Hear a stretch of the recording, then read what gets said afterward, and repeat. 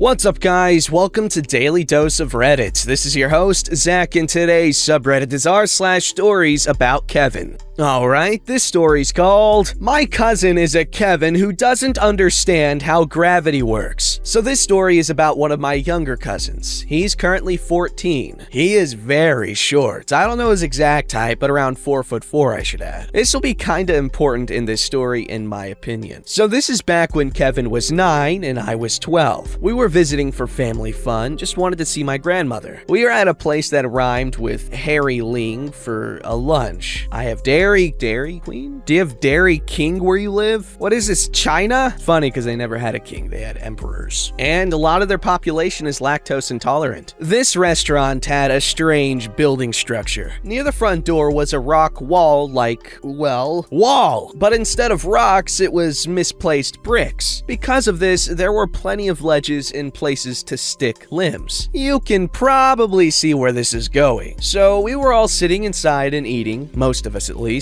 Kevin, my twin, and my youngest brother were all outside waiting for us to finish eating. I was sitting at the window when I noticed Kevin was no longer with the other boys. Being the concerned older sister type, of which I am, I walked outside to see what was going on. As I leave, I noticed the boys looking up, so my eyes followed their glances. Kevin was up near the sign. He was climbing up to the top to touch the sign. It should be pointed out that the end of the brick part is around 2 stories. And the sign is about the side of another story. For some reason, he thought climbing up 2 stories was a good idea and wouldn't have any complications. He clearly didn't think about how he would get down. So I'm standing there looking up at him before he reaches and touches the sign. He proceeded to shake both of his hands in triumph. This is when Kevin forgot how physics works. He regained his balance before looking down at us. Instead of trying to climb down, he jumped. He proceeded to fall the 2 stories onto his feet. Both of them. If it wasn't for the force of gravity, he would have landed fine, but also landed on his bottom. Remember, this boy at this point in time was like 4 feet. He fell 2 stories. My cousins immediately gave a scream, causing all the adults we knew to leave the restaurant concerned. He was in casts for a while and messed up his feet joints, but luckily didn't have any permanent damage. I still don't understand how he came out fine. As much as I love him, my cousin is a Kevin who has made even more dumb choices. Man, that guy's wild. But I'm not surprised he's fine. Obviously, small kid, and kids are resilient as hell. Like,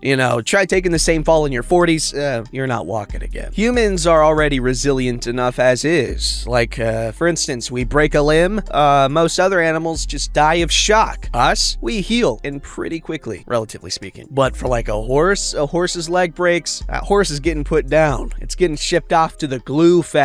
I know, it's a sticky situation. Alright, this story's called Kevin Tries to Start a Revolution at Work. A bit long, so I put a tilde here at the bottom. This is about something that went down at work about a month ago. I work in tech support. Specifically, I sit at a department called back office, which is more of a second-line support, meaning we handle more advanced tickets. But most of this story happened at the service desk, which is the first-line support. It all started one morning when we got an email from the CEO which said that there had been a whistleblower report leveled at the bosses of the service desk and back office departments. The CEO informed us that they are taking these matters seriously and are currently investigating them. The whistleblower had also presented themselves as a speaker for lots of people's combined complaints. According to the reports, the back office boss was threatening employees running the department like a dictator and creating a culture of fear in the department. The report further claimed that the employees of back office were all scared of her and that no one dared to speak against her for fear of retribution. This came as news to us at back office, who honestly had no idea what they were talking about. Our boss is, first of all, like 5'3" and a bit on the skinny side. Second, she is nice to a fault. Some employees are kinda bossing her around. I don't think she is capable of threatening someone. As for the service desk boss, I have honestly never even Kevin met her. I started working here just as the pandemic broke out and people started working from home. I can't speak for the validity of her accusations, but since the accusations were leveled at the service desk boss, and the accusations of our boss were specifically mentioned when she was a temporary boss of the service desk department, we are pretty sure the whistleblower was someone at service desk. Fast forward a week or so, and we get another email. This one was from an employee at service desk. Let's call him Kevin. The email was just a link to a Facebook group. It was sent to the entire office at 2 a.m. I ignored it at first, believing it to be some social group for all the employees. Then I spoke to a coworker who urged me to take a look, and holy crap was it worth it. Kevin had created a Facebook group where he wrote about the awful working conditions we suffered. He never explicitly states to be the whistleblower, but uses a lot of the same wording as the report. For example, presenting himself as a leader of a larger group. English is not our first language, but he wrote it all in English for some reason, and his English was awful. He wrote, "We're 6 people right now, leading the pack, and I am the spokesman for all those people." Quoted verbatim. Maybe he believed that this was going to become so huge it would reach international news or something. At the time, the group had 2 members, himself and another service desk employee who probably joined by mistake since he later left. Kevin also wrote that he contacted journalists and that he was going to start a fundraising project for a lawyer. The crown jewel of the group was a recording of a digital meeting he had with the back office boss while she was temporary boss of service desk. Apparently, Kevin had a long history of misconduct. To rectify this, they had established a plan for him to improve and had regular meetings to make sure he stuck to the plan. This was one of the meetings he had recorded. In the recording, Kevin repeatedly complained why they were after him for every little thing he did wrong, to which the boss calmly explained because he did so many things wrong, especially since a lot of them were repeat offenses that he had already been written up for once. Furthermore, Kevin stated that the boss wasn't allowed to bring up some of those offenses because he had already cleared those up with the service desk boss, and she said it was fine. So, back office boss explained that yes, it was fine as long as he didn't repeat it, which he had then done. Kevin also gave off some kind of sexist vibes and generally had the attitude that he didn't respect her authority. But the best part came at the end, when the following exchange went down. "I just want us to understand each other, because if things don't improve soon, I will get sick of this." Sorry, what do you mean with "I will get sick of this"? I'm just saying that I will get sick of this, and I am holding you to that. What are you saying? I'm done here. End call. I don't know about you, but that sounds like a threat to me. It started off as a vague statement, but when he refused to explain it, it became a threat. I don't know why he would post something like this. It very clearly made him look bad. Extra so with all the information about his repeated misconduct. The boss looked like a patient angel next to him. I tried to find a way to save the recording. I was certain he would at some point realize what a mistake it was to post something like that, and I felt it could strengthen the boss's defense if she had easy access to that recording. Sadly, Facebook wouldn't let me save it. So sorry, r/, if you're reading this, I can't sell it to you.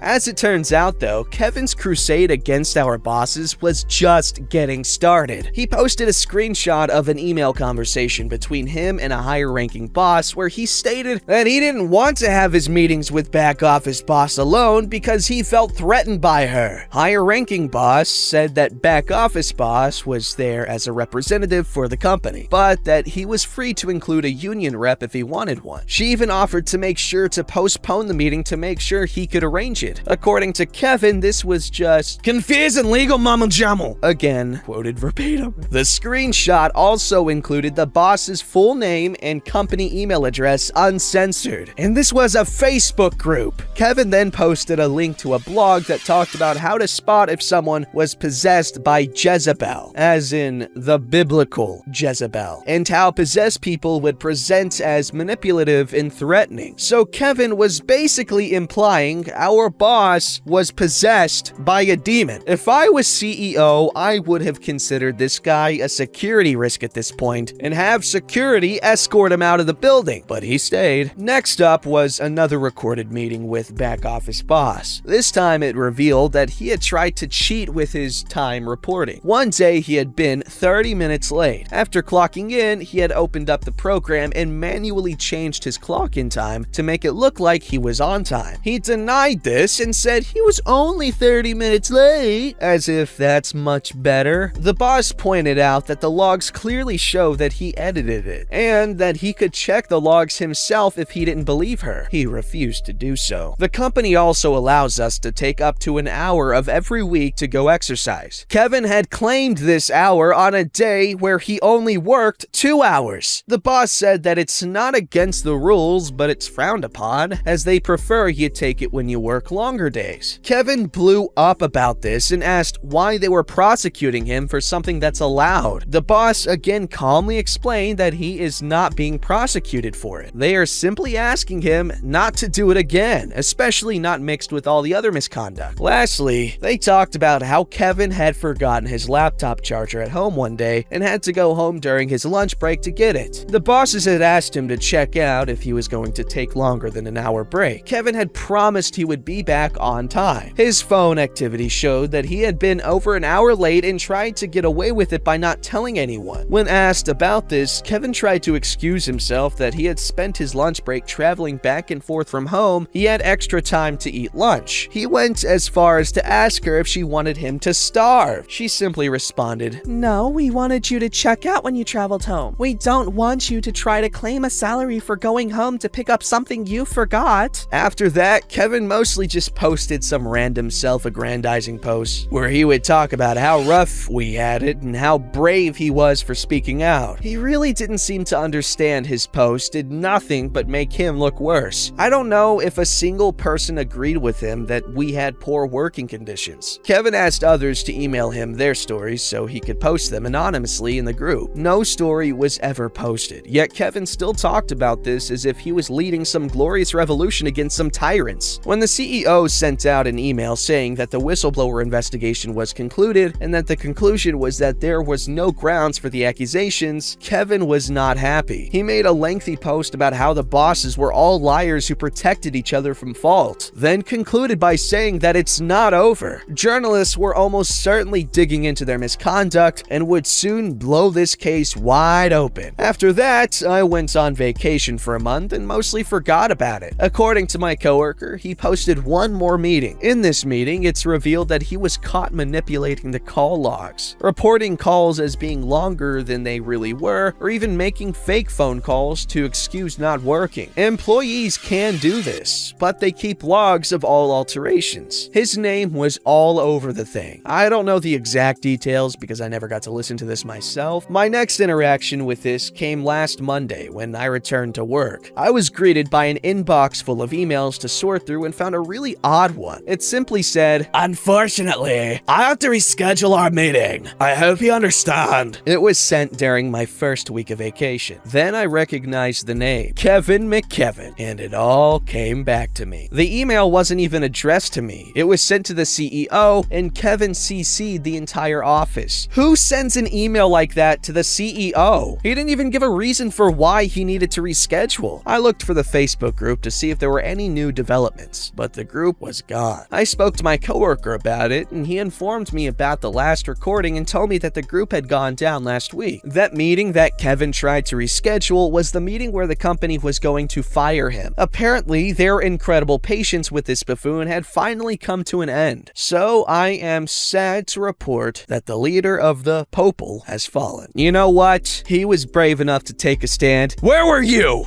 Alright, this story's called Kevin and the Fridge Light. So I was on a video call with my longtime friend, Kevin, and I mentioned how the light bulb in my fridge had busted and I needed to buy a replacement. Kevin then mentioned that this was actually a good thing because exposing beer to light would make it go bad faster. Thinking that he just kinda spoke without thinking, I said, you do know that the light goes off if you close the fridge. At that moment, I could see a metaphorical light bulb go on. At first, Kevin Kevin was unsure, but after some convincing, I managed to get him to walk to his fridge and watched him slowly close the fridge and see for himself that the light turns off. This was followed for some time by him repeatedly having the fridge be nearly closed and then opening it to see the light bulb turning on. I remember when I was like 7 or something. I was a little kid when I figured that out. It was a cool moment. Like, you guys don't know how huge of a freaking revelation that is, at the time you're discovering it. Like, holy crap, I was blown away.